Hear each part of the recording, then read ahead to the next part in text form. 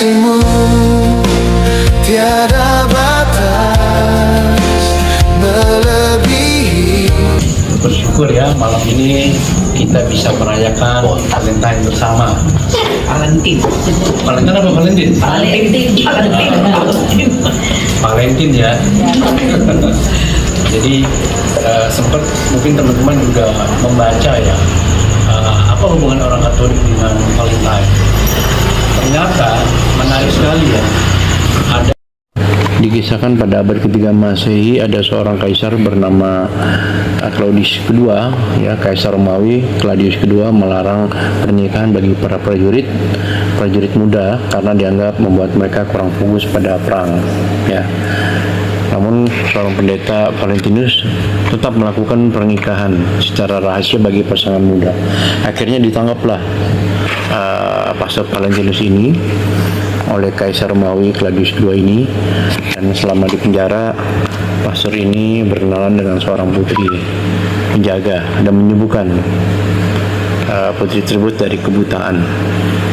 Dan sebelum dieksekusi, Pastor Valentinus membuat surat cinta pada putri penjaga, ya, dengan tertanda tangan Your Valentine, artinya Valentinisme. Pada tahun 496 Masehi, Paus Gelasius II menetapkan tanggal 14 Februari sebagai hari peringatan, ya, kematian Valentinus, yang kemudian dikenal sebagai Hari Valentine.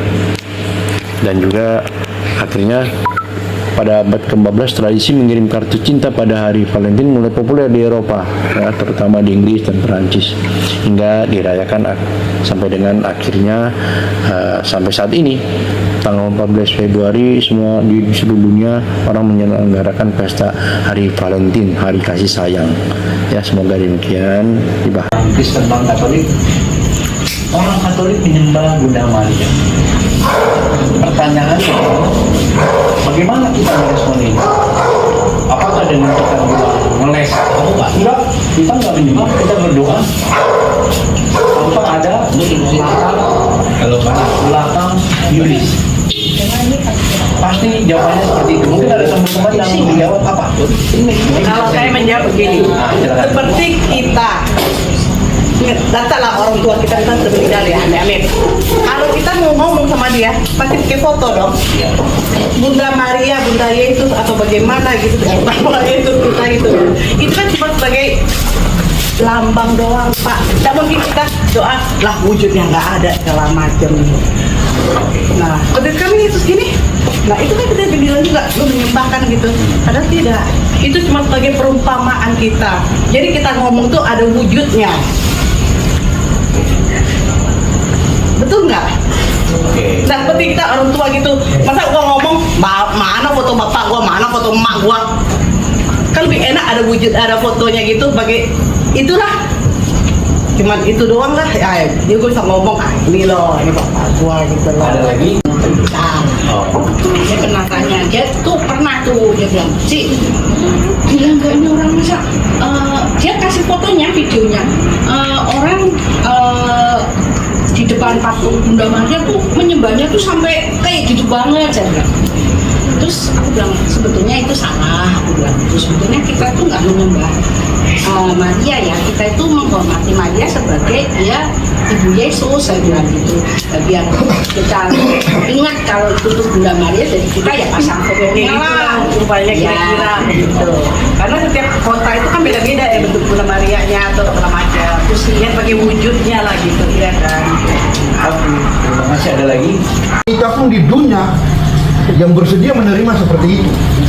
Pertama, dia belum menikah dan itu harus dirajam, harus dibunuh. Hukumnya di Israel itu kan harus dibunuh karena dia hamil tanpa menikah. Nah, itu penderitaannya. Yang kedua, dia sama Yusuf juga sampai Yesus lahir tidak, akhirnya dapat disimpulkan tanpa Bunda Maria Yesus gak ada. Romo yang menjelaskan kepada setannya, Romo jelaskan begitu. Kenapa pada saat itu tidak ada satu manusia yang mau seperti itu. Penderitaannya bukan gampang itu penderitaannya. Jadi atas pengorbanan dia, dan Yesus pun mengakui dia sebagai ibu. Oleh karena itu kita wajib untuk menghormati. Kalau terlepas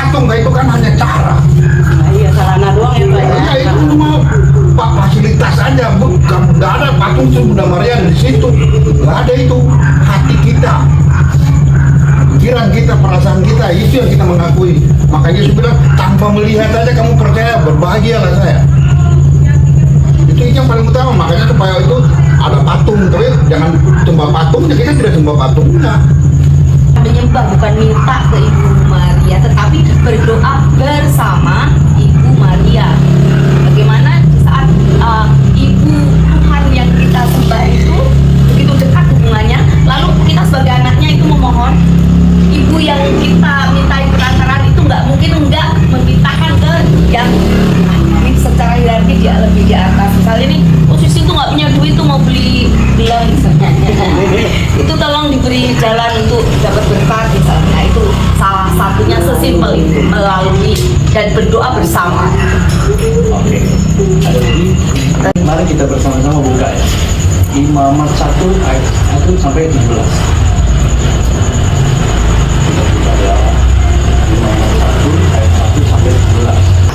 Apabila seseorang di antaramu hendak mempersembahkan persembahan kepada Tuhan, haruslah persembahanmu yang kamu persembahkan itu dari ternak, yakni dari lembu sapi dan dari kambing domba. Jikalau persembahannya merupakan korban bakaran dari lembu, haruslah ia mempersembahkan seekor jantan yang tidak bercela. Ia harus membawanya ke pintu kemah pertemuan, supaya Tuhan berkenan akan dia.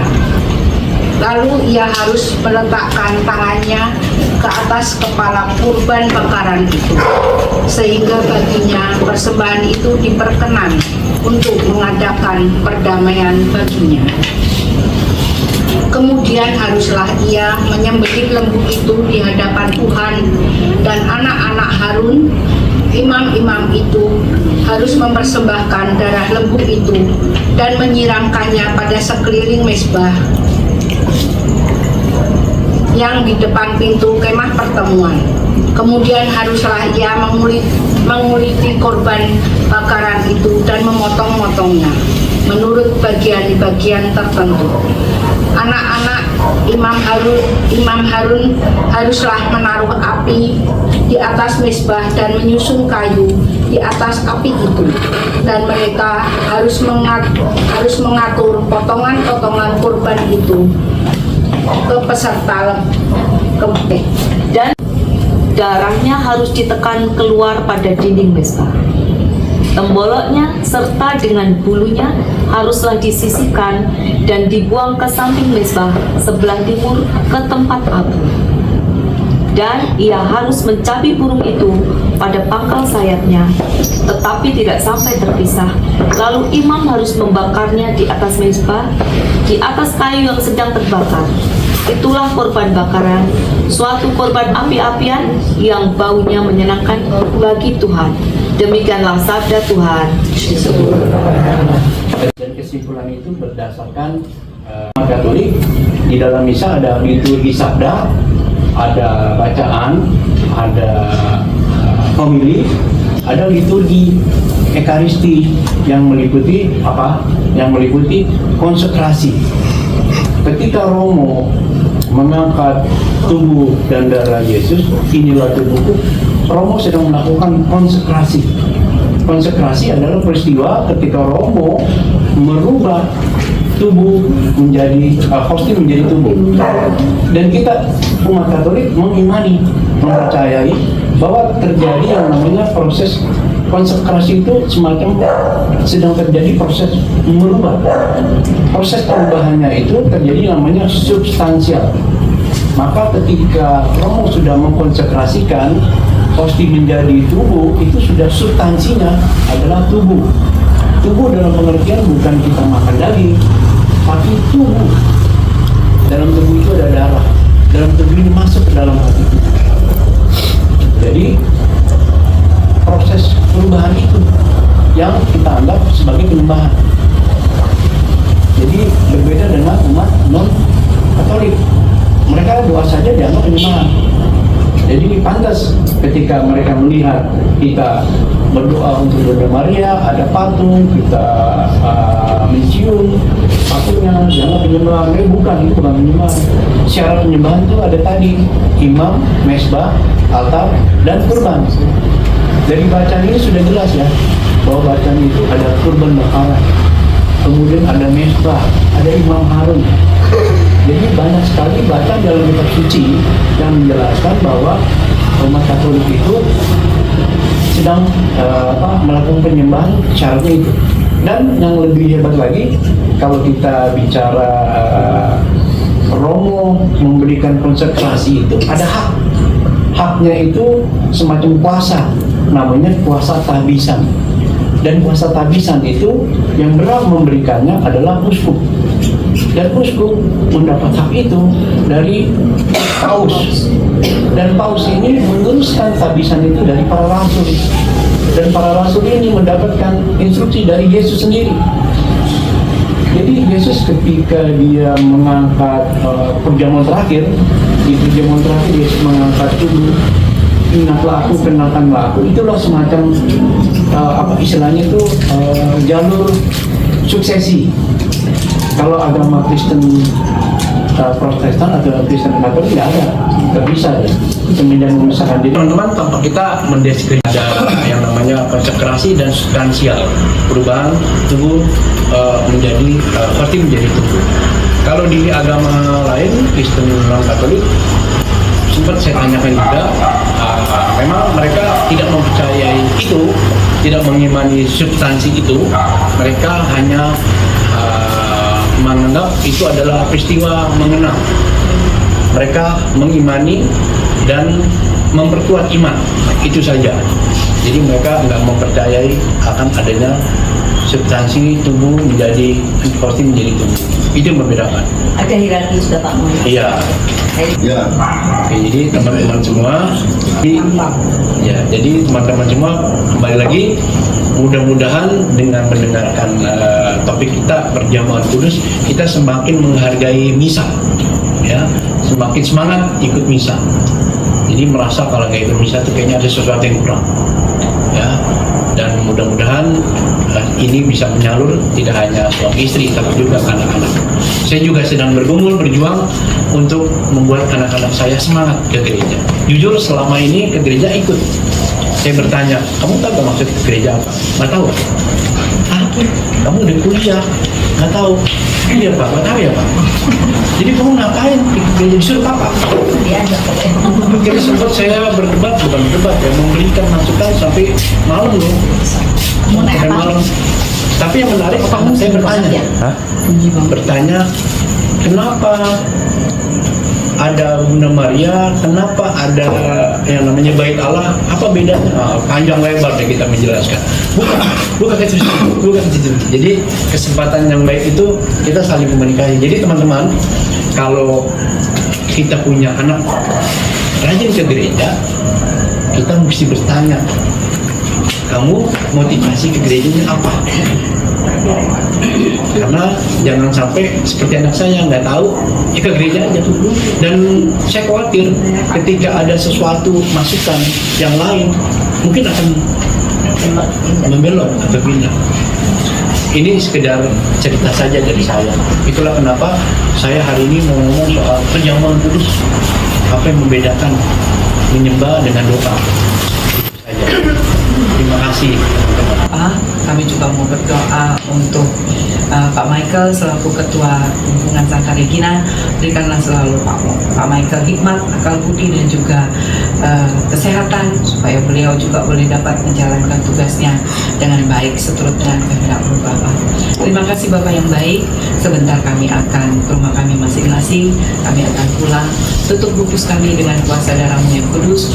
Hindarkan kami dari mara bahaya, kecelakaan ataupun niat orang lain, sehingga kami boleh tiba di rumah kami dengan keluarga kami berkumpul dalam keadaan selamat. Terima kasih Bapak yang baik, terpujilah nama-Mu hari ini sampai dengan selama-lamanya. Kemuliaan kepada Bapa dan Putra dan Roh Kudus, seperti pada permulaan, sekarang, selalu dan sepanjang segala abad. Amin. Santa Regina, doakanlah kami. Dalam nama Bapa dan Putra dan Roh Kudus.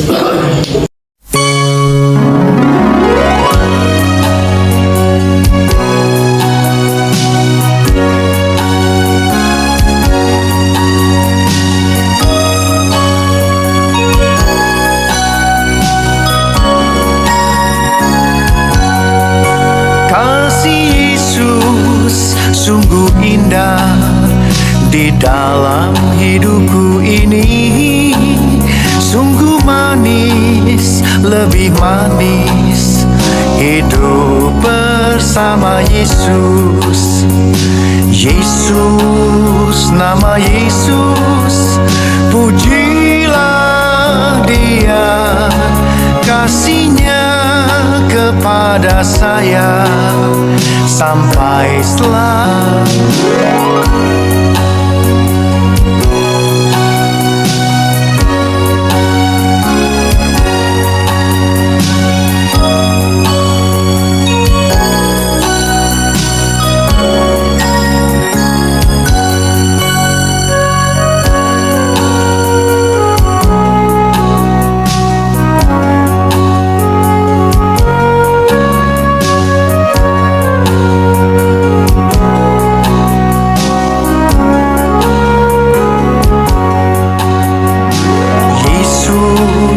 nama Yesus, pujilah Dia, kasih-Nya kepada saya sampai selama-lamanya. Oh, kasih-Nya kepada saya sampai selama-lamanya.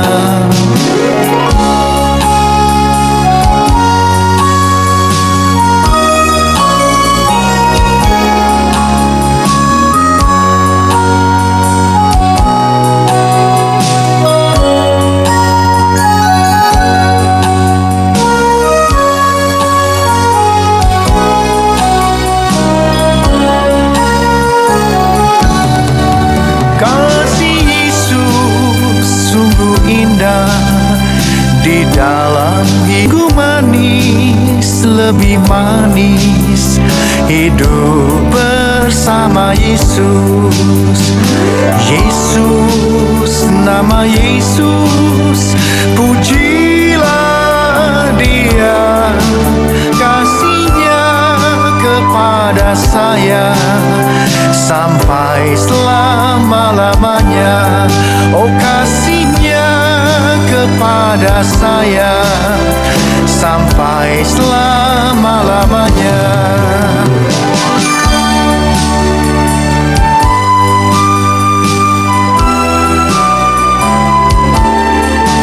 Kasih-Nya kepada saya sampai selama-lamanya. Oh, kasih-Nya kepada saya sampai selama-lamanya. Kasih-Nya kepada saya sampai selama-lamanya.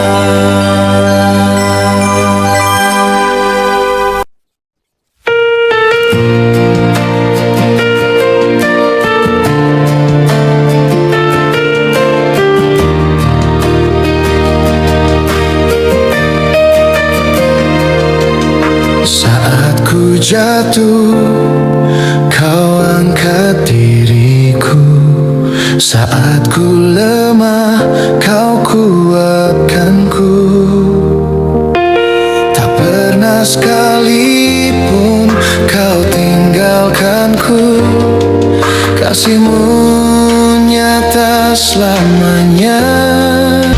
Dalam badai Kau teduhkan hatiku. Setiap langkahku Kau tuntun setia. Ku hidup oleh kasih-Mu. Kasih-Mu tiada batas, melebihi langit yang luas. Anugerah-Mu tak berkesudahan. Yesus, Kau setia selamanya.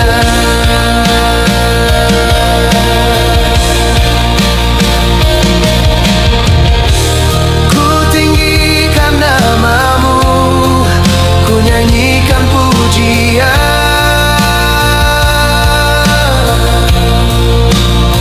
Selamanya ku percaya